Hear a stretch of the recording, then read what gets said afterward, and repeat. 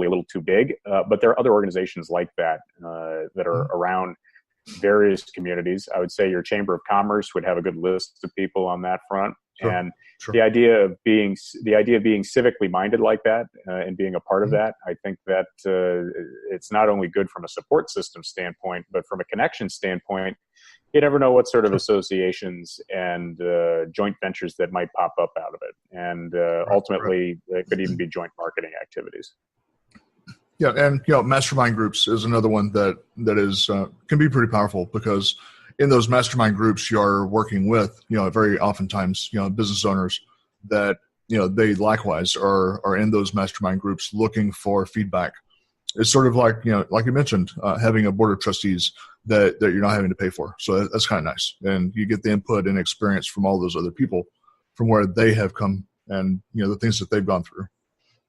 I would argue too that not just local business groups, but I think even industry groups are worth joining, so that you know what's happening within your industry, and you're seeing people who have exactly the same problems you do, but maybe you're just a little earlier on in the process there. Right. But you're not going to be too far away from someone who may be acquiring your business at that point. And that's there's nothing wrong with that. You can obviously be guarded with what you think is your competitive advantage, but to make connections within the industry, that may be a source of employees for you.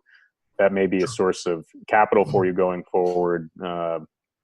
Anything where you're meeting people who are able to assist you with your problems, or at least provide a little more information for you, that's really nice stuff.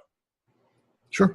Now, as far as people incorporating their values and injecting their values into their businesses, we're in a very unique time right now in our society where people are starting, I think, to do a lot more of that, putting their values, their beliefs, even things on a spiritual level into their business. How do you look at that, and how do you do that yourself, one way or the other? Sure. So I think a couple ways to think about it. The first one is from an investment standpoint, the ESG movement, which is sort of environmental, social, and governance.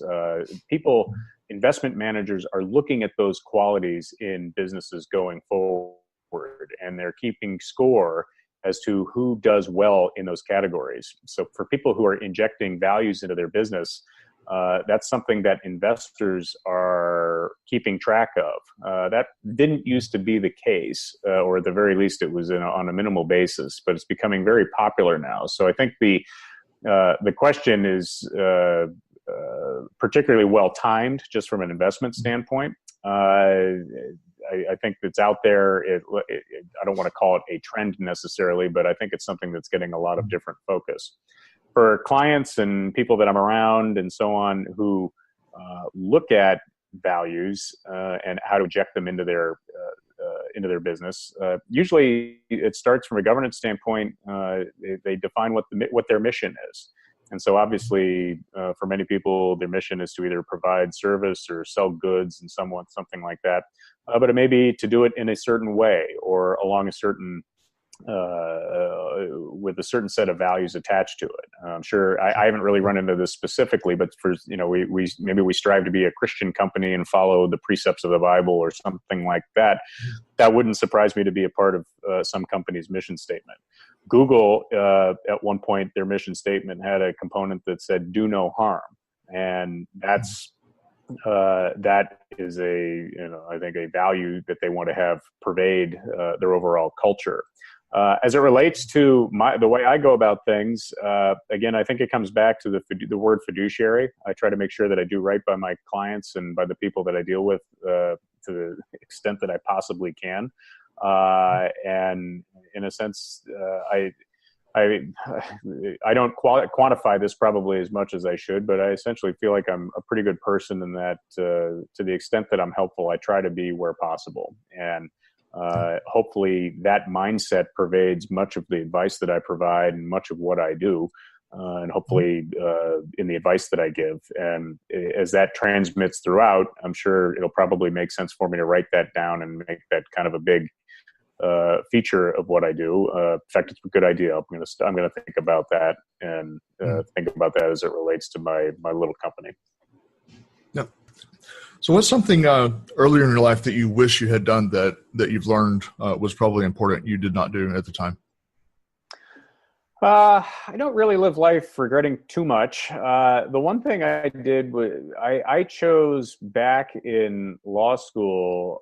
I had a fellowship to work at a foundation in Washington, a think tank that was pretty interesting. And instead, I worked at Merrill Lynch's general counsel's office, which was a good experience too, and got me into New York, and that was great.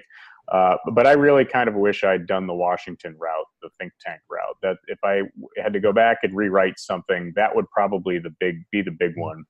And the reason is that I think I'm, as it turns out, and you only learn these things by experience, but it turns out that I figured on pretty early on, this was between first and second year in law school, that I probably wasn't going to be a lawyer long term. And I think even back then I kind of knew it. And the think tank approach might have been a little bit different, and it's something that my brain really grooved on. Mm-hmm. Okay. If we can, I'd like to focus maybe on a few slightly more personal geared questions, if that's Sure. All right. What hurdles, especially when you were starting a practice, what hurdles did you and your family have to overcome during that time period? Yeah, so I would say mostly the major hurdles for me personally, really dealing with self-belief and trying to feel like I was smart enough and helpful enough that the advice that I was providing was actually doing some good for some people.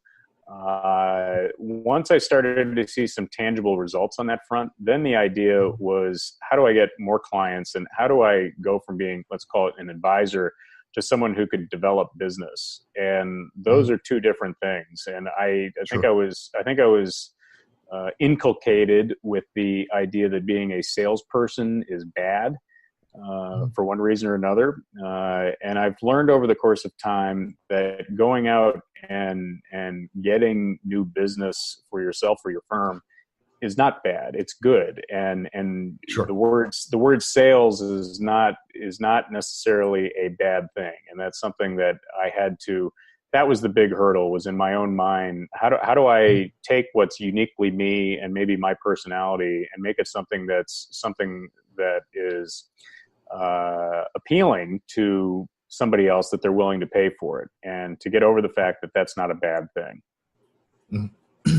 Yeah, and that's something, likewise that I had seen is, that head trash, as I call it, getting over the self-damaging thoughts that come up, and the self-doubts that occur, and that might even be across many different industries, is that we have to see enough successes before we're able to say, okay, maybe I do have something of value here. I think too, or along that same line, is you have to embrace the risk of being shut down or turned down. And I think the idea that if you get into a meeting and you have to really step up your game when you're feeling the adrenaline and it's either up or down is going to be the result, and feeling like whatever is uniquely you is going to win. I think that once you do that a couple of times, then it becomes, it's addictive, and you want to do it more and more. And I think that's sure. Something that a hurdle that I came across, and it's now turned into a bit more of a strength. So much so that I wrote a book and put that out there, which that's crazy to most people, but that was probably the natural extension of that. Mm-hmm. So was it kind of obvious to you, the answer of how to overcome those hurdles, or did you sort of stumble upon those answers as time went on? Well, I think the focus gets extremely clear as the hangman's noose comes closer. I think at some point you have to try certain things in order to make sure that you survive and that you do well in your business and so on. Mm-hmm.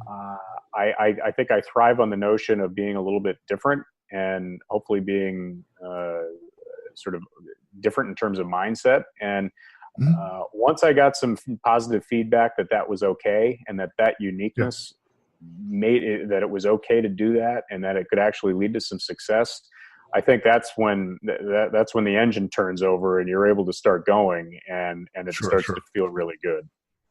Mm-hmm. So when you started going from the legal world into the financial world, maybe talk me through how you made that transition, because that sounds like a pretty interesting shift. Yeah, it was hard, and anytime you shift industries, it's hard. And by hard, I don't mean complicated, like you have to solve this big puzzle to do it. There's just a lot of persistence to it. So I'll just go into my legal background a little bit. I went to law school after some work in politics, and as I said before, I worked at Merrill Lynch's general counsel's office my first year, and then I worked for the SEC and an entertainment lawyer my second year, and then in House Banking Committee my second summer, and then the Federal Reserve my third year. And by the time the third year came around, I was in Atlanta. I went to Emory Law, and I liked Atlanta. I liked the people there, decent sort of cutting edge work. But I said, if this is as good as practicing law is going to get, it's not good enough for me. And but by that time, I'm through my third year in law school, and like, okay, what am I going to do here? So I passed the bar, got back up to New York. I practiced for my uncle's firm for a couple of years. His practice was lobbying and banking, and sort of I was able to get back to New York and get my feet wet up there. But in the meantime, I said I've got to do something different, and I didn't have any great notions of that, or I didn't have any specific clarity, but I wanted to do something that used my legal career, that got me out in front of people, and that took advantage of my interest in banking law and financial institutions and the wealth management business in general. I probably couldn't articulate it at the time. And I just talked to as many people as possible.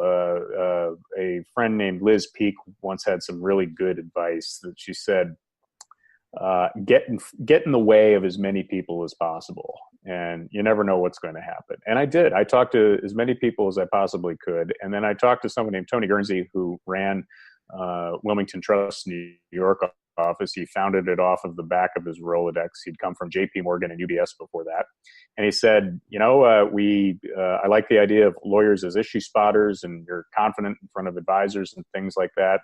But he also said you had been practicing law so long that your answer to everything is no, or it depends. So I think we'll give you a chance here. And, Tony was probably number 100 of 120 people that I'd spoken to about different ideas and different concepts. I was thinking, I could be an investment banker or something, and talked to a lot of folks and had interviews. But he took a chance on me, and I ended up working for a managing director, helping to run the book of business. So I was able to learn in a fairly gentle environment how the business ran for a few years.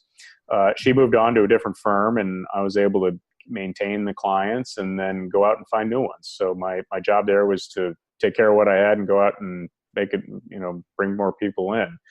And it was great. But it's that transition, I felt good about the education and about the experience that I had. I was moving into something different, not completely different, but definitely pivoting into something different.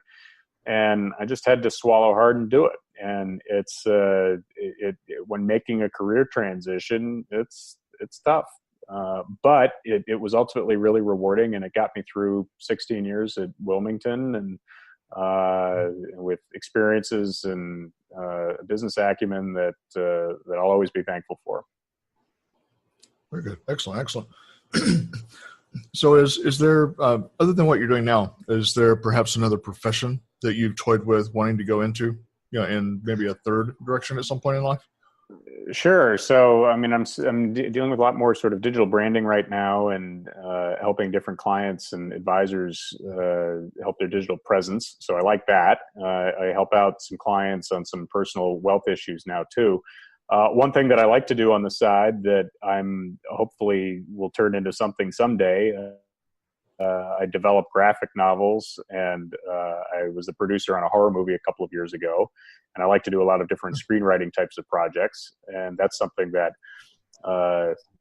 I'd love to have Michael Bay call up and say, "Geez, this is great. We'd be happy to buy your script for $100,000 or $200,000," and they can say, "Hey, I'm Hollywood now," but that would be a lot of fun. But that's sort of that's a 1 in a million chance many times, but it's something that I like to do. Sure. And the graphic novel that I'm developing,